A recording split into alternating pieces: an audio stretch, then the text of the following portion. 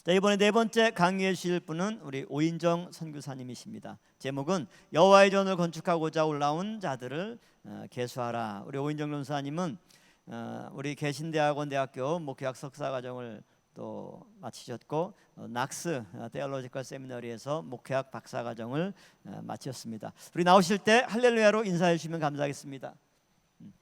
자, 할렐루야. 할렐루야.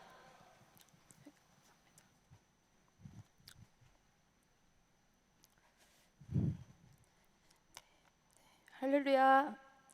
네, 지금 이 시간이 가장 피곤한 시간인 것 같은데요. 최고의 명강의는 시간 내에 빨리 끝나는 게 최고의 명강의일 것 같습니다. 피곤하시지만 이번 시간 네 번째 강의 내용을 살펴보도록 하겠습니다. 오늘 말씀의 제목은 여호와의 전을 건축하고자 올라온 자들을 계수하라라는 제목으로 살펴볼 건데요. 1강의, 2강의, 3강의를 통해서 1차, 2차, 3차 기한 과정을 통해 하나님께서 귀한 자들을 통해서 어떻게 역사하셨는지에 대해서 우리가 살펴봤는데요. 주전 537년 수룹바벨이 지도자가 되어서 수룹바벨 성전을 건축하게 되었고요. 그리고 주전 458년 에스라가 귀환하여서 귀한 지도자가 되어서 귀환한 백성들을 통해 율법책을 통한 부흥 운동이 이루어졌습니다. 그리고 주전 444년 느헤미야가 3차 귀환을 하게 됐는데요. 이때에는 예루살렘 성벽 재건과 언약 갱신식이 이루어졌습니다. 이렇게 1차, 2차, 3차 귀환 과정을 통해서 귀한 자들을 통해 하나님께서는 언약 신앙 국가의 기틀을 마련하셨습니다. 이 모든 일들은 귀한 자들을 통해서 역사하셨기 때문에 귀한 자들이 아니면 도저히 이루어질 수 없는 이 일이었으므로 하나님께서는 바벨론 포로 귀한 자들의 족보를 통해서 성별된 족보로 그들을 인정하셨고 그들의 이름을 에스라와 느헤미야를 통해서 기록하게 하셨습니다. 그래서 오늘 본문 말씀이 에스라 1장 5절과 느헤미야 7장 5절 말씀인데요. 에스라 1장 5절 말씀을 보시면 하나님께서 그들의 마음을 움직여 주셨을 때 그들의 마음이 하나님께 감동을 받고 올라갔다. 여기 감동이라는 단어가 히브리어 우루라는 단어인데요. 하나님께서 깨워주셨어요. 그들의 마음을 움직여 주셨을 때 그들은 예루살렘 여호와의 전을 건축하고자 다 일어났고 예루살렘으로 향해 올라가서 이 모든 일들을 감당했기 때문에 느헤미야 7장 5절에서는 하나님께서 느헤미야와 또 에스라의 마음을 감동시키셔서 그 귀한 자들의 보배를 계수하라라고 명령하셨습니다. 그래서 하나님의 명령대로 이 귀한 자들의 보배를 얻게 되었다라고 느헤미야 7장 5절에 기록이 되어 있습니다. 이 시간에는 1차, 2차, 3차 귀한 자까지 다 살펴보면은 저녁 식사를 못하기 때문에 1차 귀한 자 족보에 대해서 살펴보고 2차, 3차 귀환은 5강의 때 진행되도록 하겠습니다. 그러면 1차 귀한 자의 족보를 우선 살펴볼 텐데요. 먼저 이 에스라와 느헤미야의 족보를 비교해 보겠습니다. 족보를 뜻하는 히브리어는 크게 톨도트와 야하스가 있습니다. 이 톨도트는 새끼를 낳다라는 뜻의 히브리어 얄라드에서 유래했는데요. 출생이라는 뜻이 있지만 출생만을 나타내는 것이 아니라 출생한 자들의 전체 생애나 업적을 요약하고 있습니다. 그래서 한글 개역 성경에서는 이 톨도트라는 단어가 대략, 계보, 사적, 후예, 약전 등으로 번역이 되어 있습니다. 그래서 창세기를 보시면 10개의 족보가 기록이 되어 있는데요. 창세기에 나오는 10개의 족보가 톨도트의 족보입니다. 그리고 이 야하스 족보는 그 뜻은 족보의 이름을 기재하다, 올리다라는 뜻인데요. 주로 이름만을 기록한 일반적인 족보를 가리킵니다. 그래서 지파별로 인구 조사를 했을 때 기록하고 보존하여서 가지고 있었던 족보들에 주로 나타나는데요. 우리 역대상 1장 1절부터 내용을 보시면 그냥 어떠한 설명도 없이 아담, 셋, 에노스, 게남, 마할랄렐, 야렛, 에노 이름만 나열되어 있어요. 그 족보의 특징이 야하스의 족보죠. 이름을 통해서 하나님께서는 그 시대의 구속사를 전개하셨습니다. 그래서 역대기 족보뿐만이 아니라 오늘 살펴보는 에스라와 느헤미야 족보도 야하스의 족보에 해당이 됩니다. 그러면 이 에스라와 느헤미야에 동일하게 1차 기한자의 족보가 기록이 되어 있는데요. 그리고 족보에 대한 내용들이 에스라서와 느헤미야서에 기록이 되어 있습니다. 그 내용들을 조금 이제 차이가 있는데 내용을 비교해 보시면 에스라서에서는 3차 기한자의 족보는 기록되어 있지 않습니다.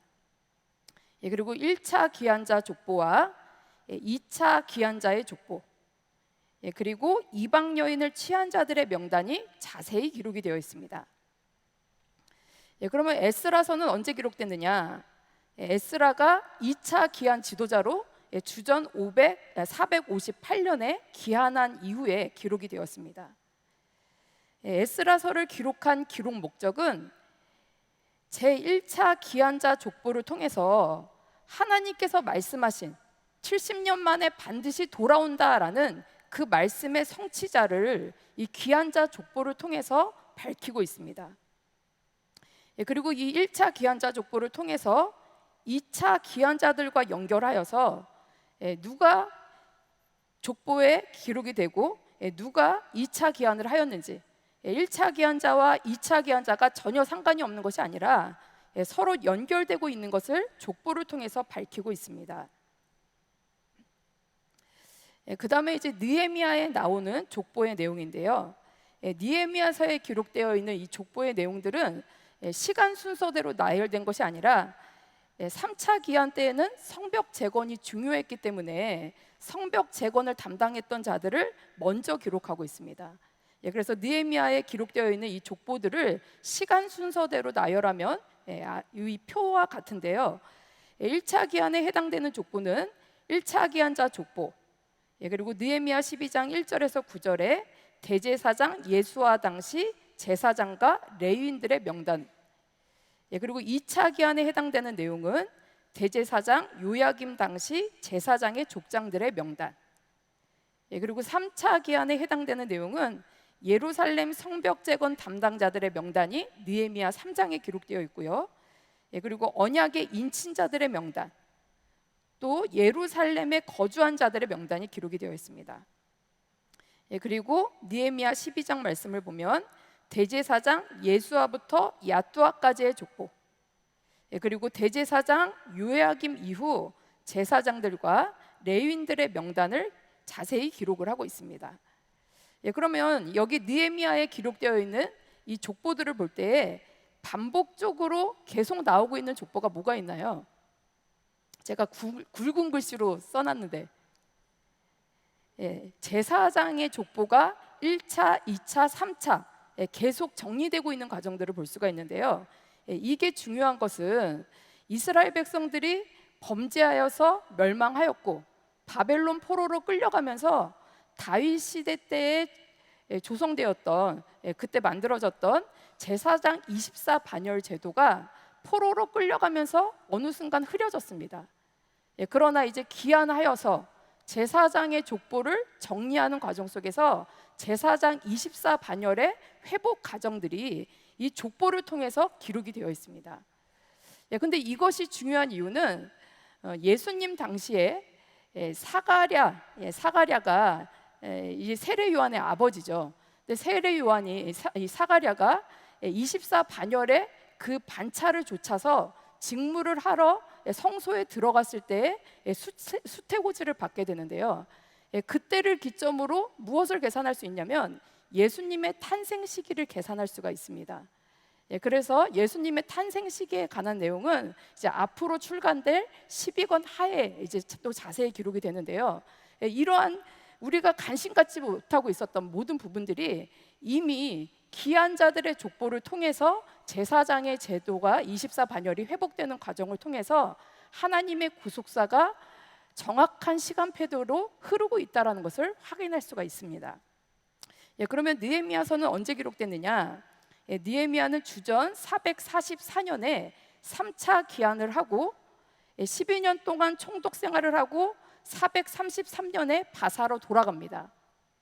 그리고 다시 432년에 재귀환한 후에 느헤미야서를 기록을 하게 되는데요. 이 느헤미야서의 기록 목적은 언약 백성의 구심점인 이 예루살렘 성, 그리고 그 성에 거하는 성별된 인구가 누구인가, 그것의 목적을 두고서 자세히 느헤미야서가 기록이 되어 있습니다.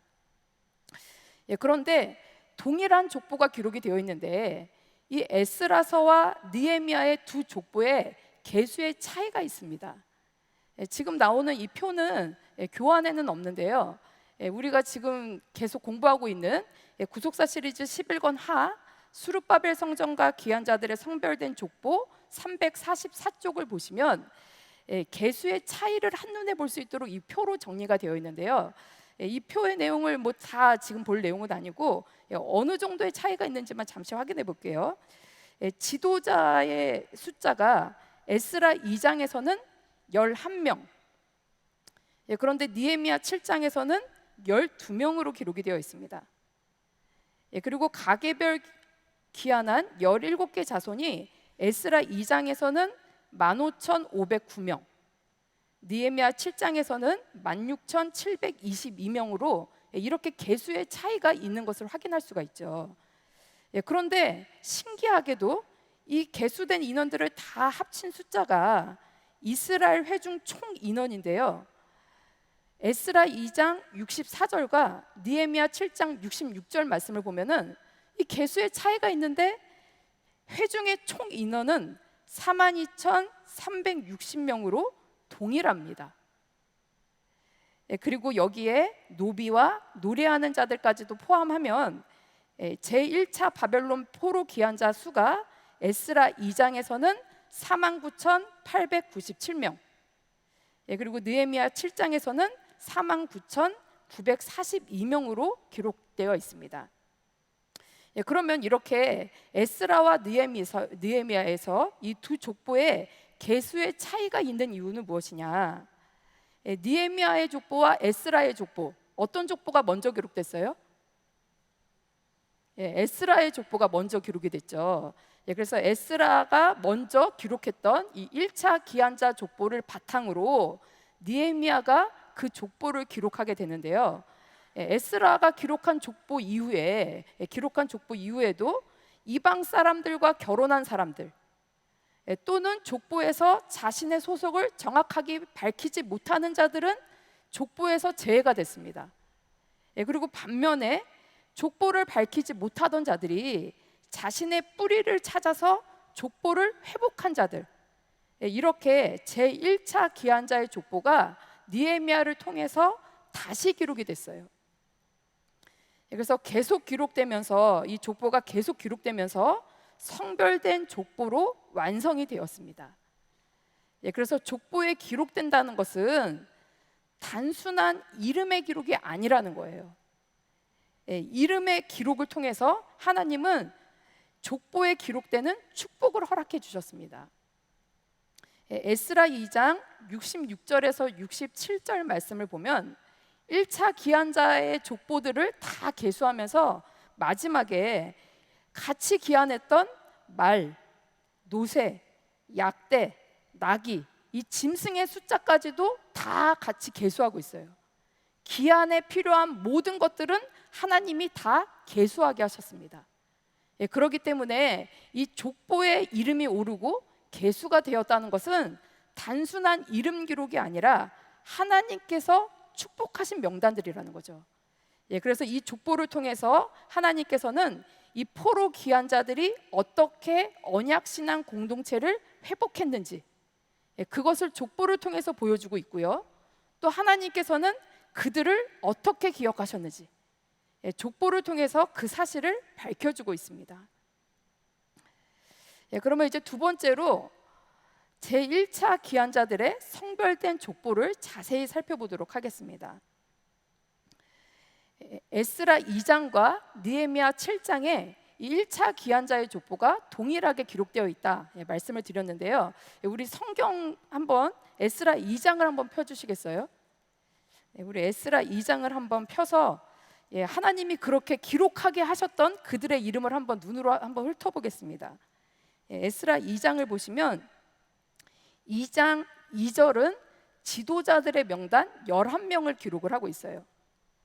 그리고 3절부터는 가계별로 분류된 17개의 자손을 기록을 하고 있습니다. 그래서 족보를 기록할 때에 그냥 아무렇게나 기록된 것이 아니라 가계별로, 지역별로, 성전 봉사자별로 분류하여서 기록을 했습니다. 그러면 3절부터가 가계별로 분류된 자손 17개 자손이고요. 그리고 그 다음에 지역별로 분류된 17개 자손, 또 그리고 그 다음에 성전 봉사자별로 분류된 17개 자손들이 있는데요. 에스라 2장을 보시면 몇 절까지가 가계별로 분류된 17개 자손일까요? 3절부터가 가계별로 분류된 17개 자손이에요. 그러면 지역별로 분류된 17개 자손의 시작이 누구일까요? 한번 찾아보시고요. 그 다음에 성전 봉사자별로 분류된 17개 자손의 시작절이 몇 절일까요? 성전 봉사자는 제사장, 레위인들이 해당이 되겠죠. 앞 글자를 보시면 36절에 보면은 제사장들은 하면서 성전 봉사자별로 분류된 17개의 자손이 시작이 됩니다. 그래서 성전 봉사자로 분류된 자손들은 2장 36절부터 시작이 되고요. 가계별로 분류된 자손들은 2장 3절부터 어디까지 해당이 되냐면 20절 말씀 보시면 깃발 자손이 나오는데요. 이 깃발 자손은 느헤미야 7장을 보시면 깃발 자손에 해당되는 이름이 기브온 자손이에요. 근데 이 기브온은 예루살렘 북서쪽 8km 지점에 위치한 지역입니다. 그래서 깃발 자손은 지역별로 분류된 자손들이에요. 그래서 3장 19절까지는 가계별로 분류된 17개 자손, 그 다음에 2장 20절부터 35절까지는 지역별로 분류된 17개 자손, 그리고 36절부터는 성전 봉사자별로 분류된 17개의 자손들이 기록되어 있다라는 것을 좀 이렇게 체크를 해놓으시고 성경을 보시면 족보를 보시기에 좀 더 수월하실 것 같습니다. 그런데 이렇게 가계별로, 지역별로, 성전 봉사자별로 이렇게 족보를 기록하고 있는데 신기하게도 각각 몇 개의 자손들로 분류되어 기록이 되어 있나요? 17개의 자손으로 분류되어 기록이 되어 있습니다. 성경에서 17은 승리와 완전을 상징하는 숫자예요. 그래서 이스라엘 백성들이 바벨론 포로 생활을 하고 귀환할 때 완전한 승리의 역사를 통해서 귀환하였듯이 우리도 이 세상 바벨론 생활에서 새 예루살렘을 향하여 귀환할 때 완전한 승리의 역사로 우리 모두 귀환할 줄로 믿습니다. 그런데 이 귀환자의 족보를 보실 때 12지파를 중심으로 기록된 것이 아니라 가계별, 지역별, 성전 봉사자별로 분류했던 이유는 주전 722년에 북이스라엘은 아수르에 의해서 이미 멸망했습니다. 멸망 직후에 그들은 각각 흩어지게 되고요, 또 혼혈 족속이 되었습니다. 그리고 주전 586년 남유다가 바벨론에 의해서 완전히 멸망됐을 때 포로로 끌려가면서 이제는 지파의 개념보다는 포로 생활 속에서 회당을 중심으로 또 율법책을 중심으로 모이기 시작했기 때문에 귀환했을 때에는 이 지파별로 모이기에는 희미했던 상황입니다. 그래서 언약신앙 공동체의 회복과 성정 중심 예배 회복을 중심으로 해서 가계별로, 지역별로, 성전 봉사자별로 분류하여서 족보가 기록되었습니다. 그러면 먼저 가계별로 분류된 17개의 자손을 우리가 확인해 볼 건데요. 이름 뒤에 이름이 2개 기록되어 있는 것의 뒷부분은 느헤미야서에 기록되어 있는 내용들이에요. 그래서 17개의 자손이 누구냐? 우리 한번 같이 읽어볼까요? 바로스, 스바랴, 아라, 바한모압, 엘람, 사뚜, 삭게, 바니, 부베, 아스갓, 아도니감, 비그에, 아딘, 아델, 베세, 요라, 하숨. 이렇게 가계별로 분류된 17개 자손이 귀환을 하게 되는데요. 여기 표를 보시면 이들이 1차 귀환을 했고요. 이 1차 귀환한 가계별 17개 자손 중에 2차 귀환한 자손들은 몇 자손인가요? 이 줄에 해당되는 내용이죠. 누구예요? 바로스, 스바랴, 바한모압, 엘람, 부베, 아스갓, 아도니감, 비그에, 아딘입니다. 그리고 1차, 2차 귀환자들 중에 또 성벽공사에 3차 귀환 시에 있었던 성벽공사에 참여한 자손은 몇 자손이에요? 바로스와 바한모압 2자손입니다. 그래서 이 표는 이런 방식으로 보시면 되고요. 그래서 9개 자손들이 2차 귀환에 참여하고 그 중에서 2자손만이 성벽 재건 공사에 참여를 했습니다. 그리고 1차, 2차 귀환에 참여했던 자손들이지만 2차 귀환 후에 조사한 결과 7개 자손은 이방 여인을 아내로 취했어요. 그래서 7개의 자손은 바로스, 바한모압, 엘람, 사뚜, 바니, 부베, 하숨 자손입니다. 그런데 이 이방 사람들과 결혼한 사건이 얼마나 심각한 사건이었는지 에스라 9장을 보시면 에스라가 속옷과 겉옷을 찢고 수염을 뽑고 머리털을 뽑으면서 통곡했대요. 왜 이 일이 그렇게 심각한 일이었느냐? 에스라 9장 2절 말씀을 보시면 그들의 딸을 취하여 아내와 며느리를 삼아서 거룩한 자손으로 이방 족속과 서로 섞이게 하였다. 하나님의 거룩한 백성들이 이방 사람들과 섞여서 하나님의 성별된 족보가 무너지는 이 과정들, 이것이 너무나 심각하여서 에스라가 통곡하고 있었습니다. 그런데 이러한 일에 방백들과 두목들이 이 죄에 더욱 으뜸이 되었대요. 이러한 때에 에스라 10장 2절에서 4절 말씀을 보시면 이 엘람 자손, 이방 여인을 취했던 이 엘람 자손, 그 중에 여히엘의 아들 이 스가냐가 에스라에게 와서 하는 얘기가 우리가 범죄하였습니다. 그러나 우리가 하나님의 명령을 따라서 나의 모든 아내와 그 소생들을 내어보내겠습니다 라고 언약을 하면서 4절 말씀 보시면 이는 당신의 주장할 일이니 일어나소서 우리가 도우리니 힘써 행하소서.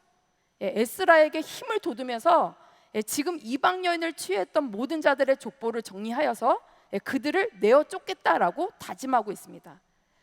그래서 10월 1일부터 이방 사람들과 결혼한 자들의 명단을 살피기 시작해서 1월 1일에 그 명단을 공개를 합니다.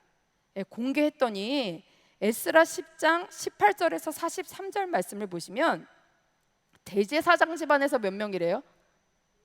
대제사장 집안에서도 5명, 제사장 집안에서는 13명, 레위인 10명, 평민 86명, 이렇게 총 114명이 이방 사람들과 결혼하여서 거룩한 자들이 섞이게 되는 이러한 범죄를 저질렀습니다. 그러나 에스라의 개혁 조치에 따라서 이방인 아내와 이혼하고 그 자녀들까지도 다 내어쫓았습니다. 그리고 1차 기한자 가문의 대부분이 3차 기한 후 갱신된 언약에 인을 쳤는데요. 이 바로스와 바한모압 이 2자손을 제외하고는 성벽 재건 공사에는 참여하지 않았어요. 왜 다른 자손들은 성벽 재건 공사에 참여하지 않았을까요? 가계별로 귀환한 17개 자손 중에 바로스, 바한 모압 자손들 외에는 성벽 재건 공사에 참여하지 않았어요. 그 이유는 사람의 눈으로 봤을 때 성벽 재건 공사가 완성될 것 같지 않아 보였죠. 그리고 대적자들의 방해가 너무나 심했기 때문에 할 수 없을 것이다라고 생각했기에 같이 동참하지 못했습니다.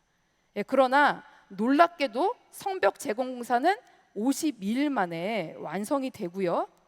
그리고 그 이후 7월 1일 에스라를 통해서 율법책이 낭독되고 회개 운동이 일어납니다. 그리고 7월 15일에는 대대적인 초막절이 지켜지게 되고요. 그리고 7월 24일 언약 갱신이 이루어질 때에는 참여하지 않았던 많은 자손들 중에 세 개의 가문 스바다, 아라, 삭개 가문을 제외하고는 갱신된 언약에 모두 인을 쳤습니다. 여기 이 언약 갱신이 왜 중요하냐면 바벨론 포로 기한은 제2의 출애굽이라고 얘기합니다. 그런데 이스라엘 백성들이 출애굽한 다음에 시내 광야에 도착했을 때 시내산 언약을 체결했죠. 시내산 언약. 마찬가지로 제2의 출애굽 이후에 마무리되는 이 귀한 역사의 마무리에 공식적인 언약이 이루어진 날이 7월 24일. 이때 이들은 이 언약식에 동참을 했습니다. 그리고 이 언약에 동참하면서 그들의 마지막 고백은 우리가 하나님의 성전을 버리지 않겠습니다라고 고백합니다. 이렇게 언약 갱신식까지 이루어지면서 이 가게별로 귀환한 자손들이 1차, 2차, 3차에 걸쳐서 여러 가지 언약신앙 공동체의 기틀을 마련하는 큰 일들을 감당을 하는데요. 이 17개 자손들 중에 1차 귀환도 했고 그 중에 2차 귀환도 했고요. 또 성벽 재건 공사에도 참여하고 그리고 언약 갱신할 때 그 갱신된 언약에 인을 쳤던 이 모든 과정에 전체 다 참여했던 자손이 누구예요? 여기 이 바로스와 바한 모압 자손입니다. 바로스의 뜻은 벼룩이라는 뜻이고요. 바한 모압의 뜻은 모압의 통치자라는 뜻입니다.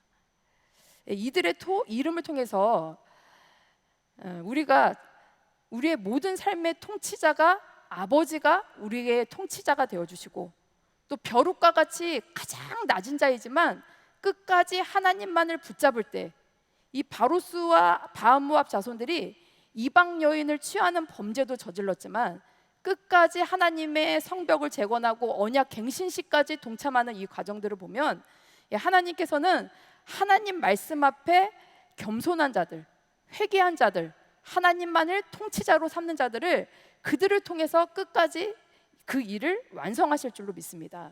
그래서 우리도 이 모든 역사에 끝까지 즐거이 헌신하시기를 간절히 소망합니다. 그러면 이제 지역별로 분류된 17개 자손인데요. 깃발 자손은 아까 기브온 자손에 해당된다라고 말씀드렸고요. 그리고 여기 이 5번째, 6번째, 7번째 해당되는 기랴다림, 그비라, 부에렛 자손은 귀한 자의 총수가 743명이기 때문에 한 지역으로 보기에는 많고 또 거리상으로는 그 거리가 떨어져 있습니다. 여기 그 기랴다림, 그비라, 이 부에롯 지역에 사는 이 귀한 자들은 그래서 한 지역으로 보기는 어렵기 때문에 각각 나누어서 기록을 했고요. 그리고 10번 베델과 아이 사람, 그리고 15번 로드와 하딕과 오노 지역의 사람들은 보통 한 장소로 취급하여서 하나로 묶어서 분류를 했습니다. 그래서 이 지역별로 귀환한 17개의 자손들을 이 표를 보시면 이름을 또 한번 확인해 볼게요. 깃발 자손 베들레헴과 느도바 사람, 아나도 사람, 아스마의 자손 기랴다림, 그비라 자손, 부에롯 자손, 라마와 게바 자손, 믹마스 사람, 베델과 아이 사람, 느보 자손, 막비스 자손, 다른 엘람. 이 다른 엘람이라고 쓴 이유는 가게별 귀환자에도 엘람이라는 이름이 있어서 다른 엘람이라고 기록했습니다. 그리고 하림, 그리고 로드, 하딧, 오노 자손, 여리고 자손, 스나 자손, 이렇게 17개의 지역별로 분류된 자손들을 기록을 하고 있는데요. 이들의 특징을 보시면 지역별 귀환자들은 신앙을 제대로 전수하지 못했습니다. 우리가 이 가게별로 귀환한 자손들은 우리가 쉽게 이해한다면 가정을 중심으로 귀환했다라고 생각하시고, 이 지역별로 귀환한 자손들은 구역이나 기간의 개념으로 한번 생각해 보시면 될 것 같아요. 그래서 구역과 기한, 이 기간들이 함께 모였을 때 생각과 마음이 다를 수 있기 때문에 소속감과 신앙적 통일성이 부족했기 때문에 이 지역별 귀환자 17자손의 대부분은 성벽 재건, 언약 갱신식, 성벽 낙성식에 대부분 참여하지 못했습니다. 저희가 2주 전에 학예 대성회를 했을 때 해외에서 온라인을 통해서 아카데미를 공부하셨던 14명의 목사님들이 이곳에 방문을 하셨었는데요. 이곳에 참석하셨던 그 목사님들이 뭐 아프리카 지역, 그리고 이집트, 뭐 동남아시아 지역, 여러 지역에 해당되시는 목사님들이 이곳에 오셨습니다. 근데 오셨을 때 생김새도 다르고 문화도 다르고 언어도 다릅니다. 그런데 3박 4일 일정 동안 함께 같이 동참하시면서 그분들이 마지막으로 고백한 게 뭐냐면 우리는 한 팀입니다 라고 얘기하시더라고요. 서로 각자 다 다르지만 하나님의 말씀 안에서, 구속사 안에서 한 팀이 됐습니다. 그리고 어제 우리 이 아카데미별로 다 이곳에 도착했을 때 제가 접수처에 있었는데 오시는 분들마다 어느 지역의 아카데미에서 오셨습니까? 라고 물어봤거든요. 그러면 오실 때마다 어느 지역입니다, 자신의 소속들을 밝혔어요. 근데 귀환자들도 마찬가지죠. 왔을 때 자기의 소속을 밝히고 이러한 가정들이 있었는데요. 그리고 어저께 이 지역별로 아카데미별로 이곳에 오셨고, 또 어제 저녁에 아카데미별로 각자 우리가 어떻게 활동하는지 아카데미 소개를 하면서 어떠한 일들을 하시는지 우리가 이제 들었을 때 우리만 이 지역에서 이렇게 일하나 했더니 다른 지역의 여러 아카데미들을 통해서 구속사 말씀을 위해서, 하나님의 말씀을 위해서 헌신하고 있는 이 아카데미와 섬기시는 교회들을 통해서 그 말씀의 역사가 확장되고 있는 것을 우리가 어저께 들었는데요. 이것을 통해서 우리가 또다시 느끼는 것은 하나님의 말씀 안에서 우리는 하나인 줄로 믿습니다. 이렇게 지역별로 귀환한 자들은 소속과 신앙적 통일성이 부족하여서 신앙 전수가 제대로 이루어지지 못했지만, 우리는 말씀 안에서 각 지역마다 신앙 전수를 제대로 이루셔서 이사야 59장 21절과 요엘서 1장 3절 말씀과 같이 우리에게 지금 허락하여 주신 이 언약의 말씀이, 우리 입에 허락하여 주신 이 말씀이 우리 당대에 끊어지는 것이 아니라 우리 후손과 후손의 후손에 이르기까지 영원히 끊어지지 않도록 신앙 전수에 힘을 다하시는 우리 목회자님 모두가 되시기를 간절히 소망합니다. 그래서 각 아카데미가 사도행전 19장 20절 말씀 볼 때 이와 같이 주의 말씀이 힘이 있어 흥하여 세력을 더하더라, 이 말씀의 역사가 온전히 나타나셔서 내년에 이 자리에서 다시 모이셨을 때는 더 큰 부흥의 역사로 함께 하시기를 소원합니다. 두 번째로 이들의 특징은 지역별 귀환자 중에 가장 많이 귀환한 자손은 스나 자손인데요. 지역별 귀환자 자손 총 인원이 8,635명 중에 스나 자손은 3,630명, 약 42%가 스나 자손입니다. 근데 스나 자손의 이름의 뜻이 뭐래요? 가시 많은, 이름의 뜻이 가시 많은 이름입니다. 이렇게 가시 많은 포로 생활, 소외된 생활, 고난과 역경이 있었던 그들의 생활이지만 평상시에 날마다 예루살렘을 그리워하면서 살아갔던 자들, 그들에게 하나님께서 그들의 마음을 감동시키시고 흥분시키실 때 그들은 예루살렘을 향하여 귀환하였습니다. 우리도 각 지역에서 가시밭길 같은 사역의 길을 가고 있지만 날마다 새 예루살렘 성을 향하여 믿음으로 나아갈 때 우리의 모든 삶이 아버지 하나님을 향하여, 이 거룩한 나라를 향하여 기한을 온전히 할 줄로 믿습니다. 세 번째, 지역별로 기한한 자 중에 대부분은 베냐민 지파 자손이었는데요.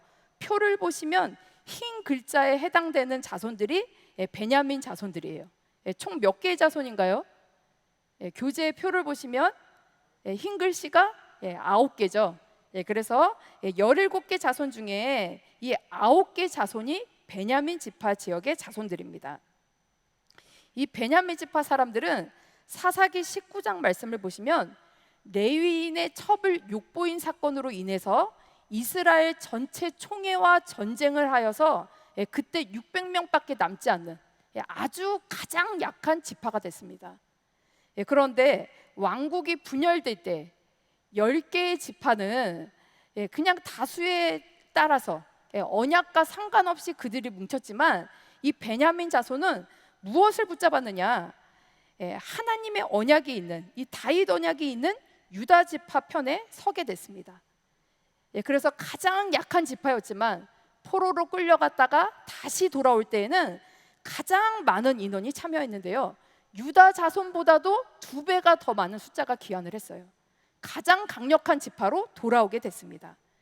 이사야 60장 21절에서 22절 말씀을 보시면 그 작은 자가 천을 이루겠고 약한 자가 강국을 이룰 것이다. 왜냐? 하나님께서 심으셨고 하나님의 손으로 만드셨기 때문에 가장 작은 우리들을 통해서 하나님이 강국을 이루시고 우리를 통해서 땅을 차지하게 하시고 하나님의 영광을 우리를 통해서 나타내신다라고 말씀합니다. 가장 약한 우리지만 나의 약함을 인정할 때 곧 그때가 하나님께서 역사하시는 강함이 나타나는 역사가 나타날 줄로 믿습니다.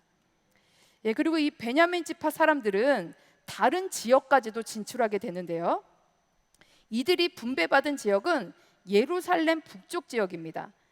그래서 유다 자손과 그리고 요셉 자손, 이쪽이 요셉 자손이 분배받은 땅의 중간 지역, 여기 노란색 부분에 해당되는 지역이 베냐민 자손들이 분배받은 지역인데요, 이 지역들 외에도 느헤미야가 귀한 자들의 거주지를 재배치할 때 이 지중해에서 가까운 지역인 로드, 하딧, 오노 지역까지도 그들을 배치시켰습니다. 이것은 하나님께서 아브라함을 통해서 가나안 땅을 약속하셨고, 이들은 현재의 자리에 멈춰 있는 것이 아니라 우리를 통해서 이 약속의 땅이 확장되고 온전히 회복되기를 바라면서 로드, 하딧, 오노 지역까지도 배치되었을 때 개척 정신을 가지고 그 지역까지도 진출했다라는 거죠. 그리고 그들이 나아갈 때 그 지역에 레위 사람들도 함께하였습니다. 레위 사람들이 함께했다라는 것은 이 베냐민 지파 자손들이 각 지역으로 흩어졌을 때 세상이 기준이 된 것이 아니라 하나님 중심, 예배 중심의 정체성을 회복했다라는 것을 보여주고 있습니다. 이렇게 지역별로 분류된 17개의 자손들을 살펴봤고요, 이제 세 번째, 성전 봉사자별로 직무별로 분류된 17개의 자손인데요, 이들을 제사장 가문, 레위인 가문, 수종자 가문, 계보 없는 제사장 가문으로 나눌 수가 있습니다. 제사장 가문은 여다야, 임멜, 바술, 하림 자손, 레위 가문은 호다이야, 아삽, 살룸, 아델, 달문, 악굽, 하디다, 소베 자손. 그리고 수종자 가문 느디님 사람 자손, 솔로몬 신복 자손. 또 그리고 계보 없는 제사장 가문 하바야, 하코스, 바르실레 자손이 있습니다. 여기 이 계수된 총수를 보시면 제사장 가문은 총 몇 명이 귀환했나요? 4,289명. 레위인 가문은 총 341명. 수종자 가문은 392명입니다. 예배를 드릴 때에 제사장의 숫자가 많아야 될까요? 이 제사를 드릴 때 제사장의 수가 많아야 될까요? 그 제사를 돕는 레위인의 수가 많아야 될까요? 레위인의 숫자가 훨씬 많아야 됨에도 불구하고 이 레위인의 귀한 자의 숫자를 보니까 수종자 가문보다도 더 적어요. 왜 이렇게 적었을까요?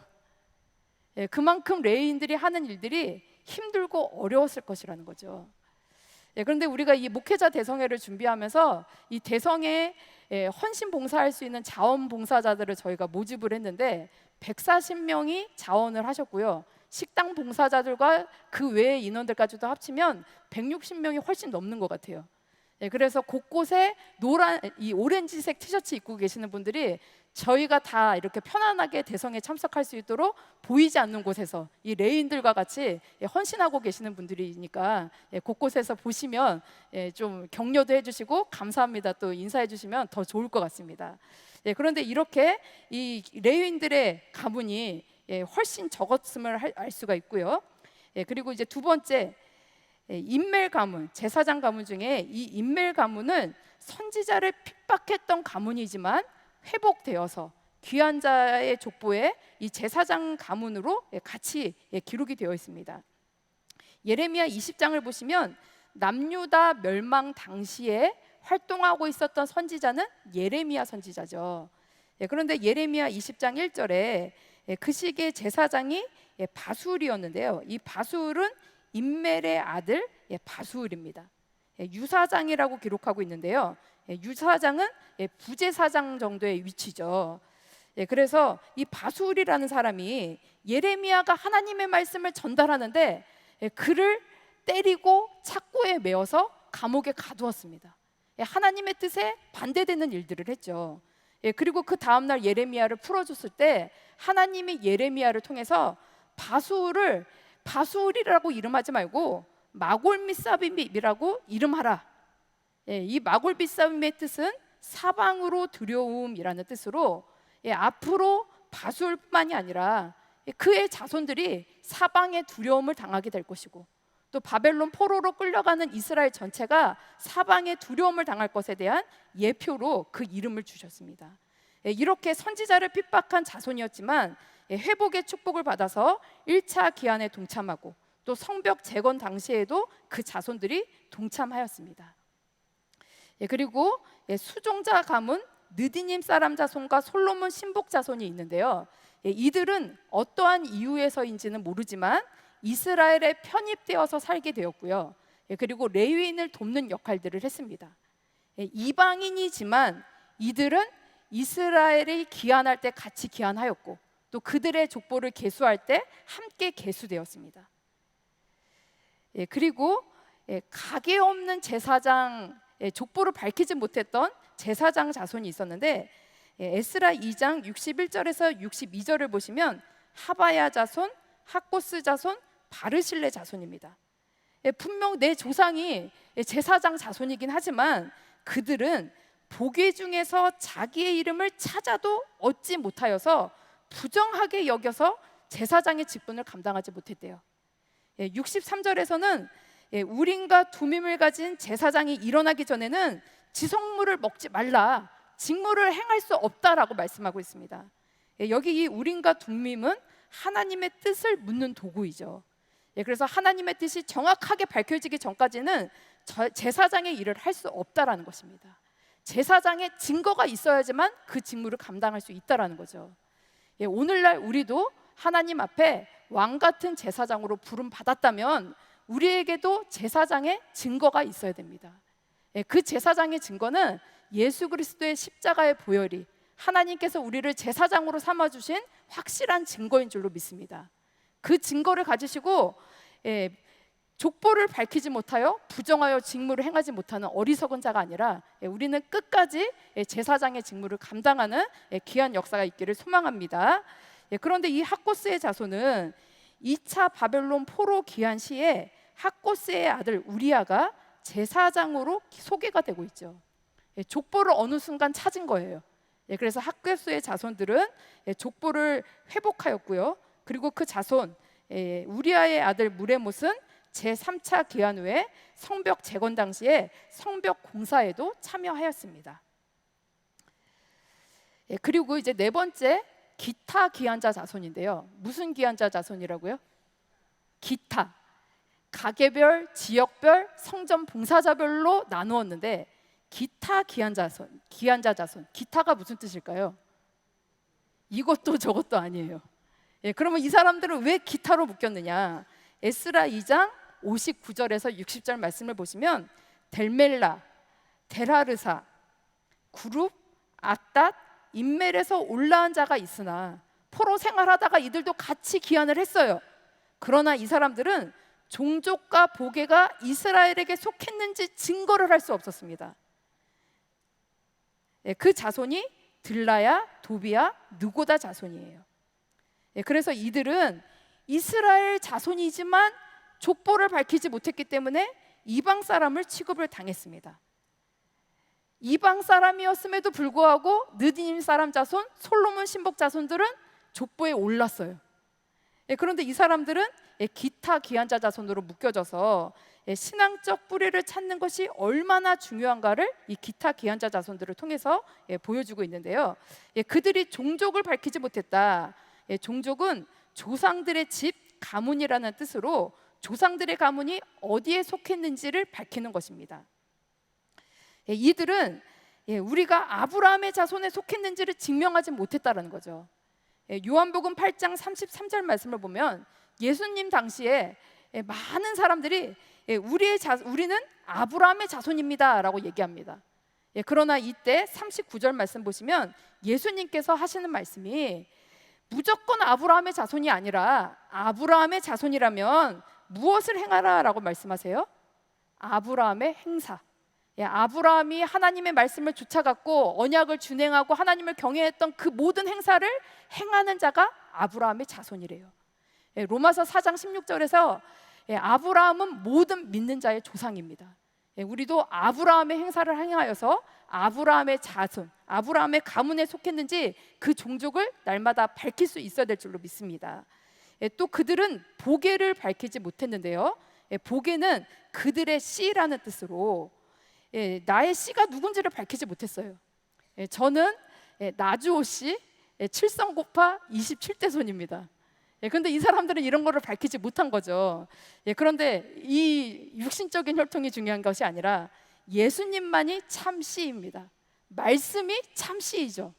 그래서 예수 그리스도를 우리 마음에 모실 때에, 말씀을 우리 마음에 모실 때 우리가 언약의 후손이요 예수 그리스도께 속한 종족이요 예수 그리스도의 보게에 속한 자인 줄로 믿습니다.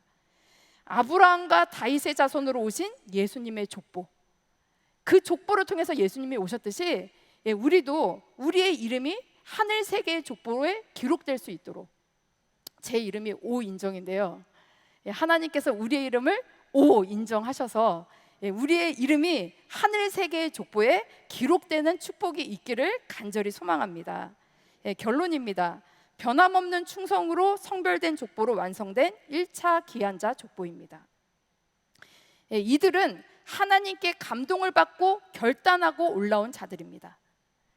에스라 1장 5절을 보시면 그들이 하나님께 감동을 받았다.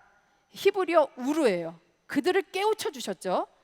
그런데 대적자들의 방해로 인해서 성전 건축을 시작했지만 16년 동안 중단이 됩니다. 그러나 다시 하나님께서 그들의 마음을 움직이실 때, 학개서 1장 14절 말씀 보시면 수룹바벨의 마음과 대제사장 여호수아의 마음과 남은 바 모든 백성의 마음을 흥분시키심에, 여기 이 단어 역시 히브리어 우르입니다. 그들을 흥분시키셨더니 1차 기한했던 그들이 성전 공사를 시작했고, 그들이 성전 공사를 에스라 6장 15절 말씀 보시면 전 역사를 피력하였더라. 그들이 완성하였습니다. 그래서 하나님께서는 여호와의 전을 건축하고자 올라온 자들을 계수하라라고 명령하고 계십니다. 제가 지난 4월에 대구 세미나가 있어서 대구에 갔었었는데 1박 2일 일정이어서 세미나가 마치고 그날 저녁에 대구의 한 호텔에 들어갔어요. 근데 호텔 로비에 딱 들어갔더니 어떤 큰 남자분을 둘러싸고 많은 사람들이 막 이제 좋아하시고 막 사진을 찍고 난리가 났더라고요. 근데 저는 이제 그분을 딱 봤을 때 도대체 누군지를 모르니까 사람들이 왜 이렇게 환호를 하고 사진을 찍고 난리가 났나 싶어서 이제 옆에 계셨던 분한테 저 사람 누구예요? 라고 물어봤더니 작년에 프로야구 1등한 팀이 누구죠? 어디죠?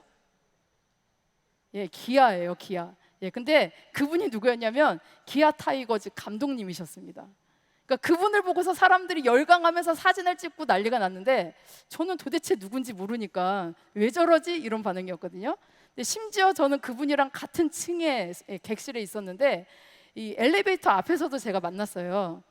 근데 저는 그분이 도대체 어떤 분인지 잘 모르니까 봤을 때도 그냥 빈둥빈둥했는데 엘리베이터 앞에서 같이 기다리고 있다 보니까 다른 사람들이 나오면서 그분을 볼 때마다 또 인사하고 막 사인 받고 사진 찍고 난리가 났더라고요. 그래서 그것을 보면서 같은 환경, 같은 상황에 있지만 그 사람을 알아보는 사람들은 환호하고 저처럼 모르는 사람은 아무 반응이 없어요. 근데 하나님께서 같은 상황, 같은 시간에 그들을 흔드셨을 때 여호와의 전을 건축하기를 소망하는 자, 예루살렘을 사모하는 자들은 그 흔드는 역사에 동참하여서 예루살렘에 귀환했고, 그들을 흔드셨을 때 성전이 중단되었지만 다시 회복되어서 전 역사를 완성하는 역사가 있었습니다.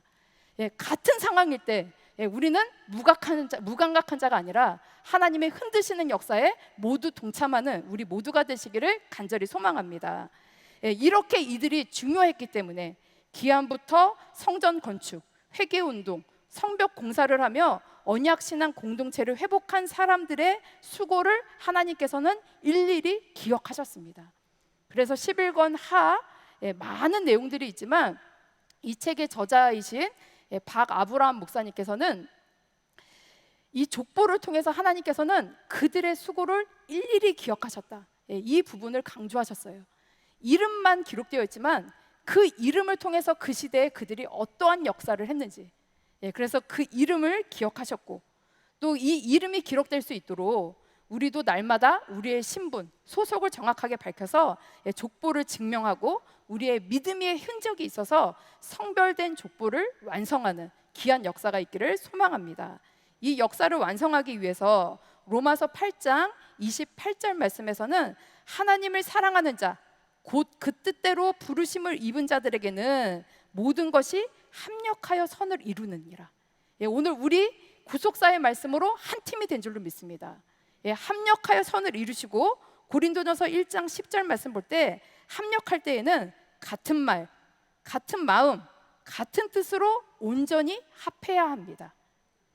그리고 빌립보서 1장 27절 너희가 일심으로 서서 한 뜻으로 복음의 신앙을 위하여 협력해야 된다라고 말씀합니다.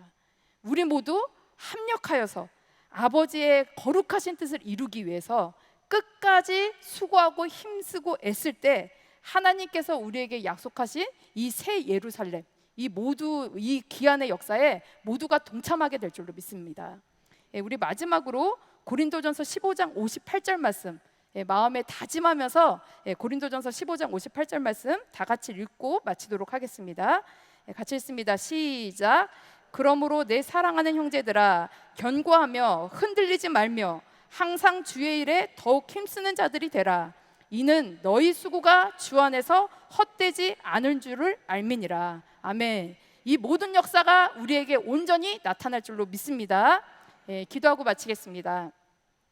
살아계신 아버지 하나님, 오늘도 은혜와 사랑 안에 함께하여 주셔서 이렇게 말씀으로 각 지역에서 또 각 지역에서 힘을 다하여서 헌신하시는 우리 목회자님들 한자리로 불러 모아주시고 하나님의 말씀으로 하나 되게 하여 주시고 예수 그리스도의 구속 역사로 하나로 묶어주시니 너무나도 감사함을 드립니다. 각 지역마다 우리를 통해서 아론이 산자 죽은 자 사이에서 향로를 들고 중보기도를 할 때 죽은 자들이 살리는 역사가 있었듯이 우리도 각 지역마다 이 살리는 귀한 말씀을 가지고 중보기도하며 날마다 힘쓰고 애쓸 때 우리를 통해 그 지역이 살아나는 역사가 있도록 인도하여 주시옵시고, 우리를 통하여 각 지역이 더욱더 크게 확장되는 역사가 있도록 인도하여 주셔서 섬기시는 교회들 눈물로 세우시고 눈물로 기도하며 귀한 단을 위해서 기도하며 말씀을 증거하고 있사오니 말씀의 역사가 더욱더 힘이 있게 하여 주시옵시고, 흥황하여 세력을 얻어서 부흥의 역사로 아버지 앞에 영광 돌릴 수 있는 우리 목회자님들 모두가 될 수 있도록 인도하여 주시옵소서. 이후에 있는 모든 일정들 아버지께서 함께하여 주시옵시고, 날마다 각자의 지역은 다르지만 오고 가는 모든 소식, 기쁨과 소망의 소식들이 넘쳐나서 서로에게 위로와 소망이 넘치는 은혜의 역사만이 있기를 소망하오며 예수님의 이름으로 기도드리옵나이다. 아멘. 감사합니다.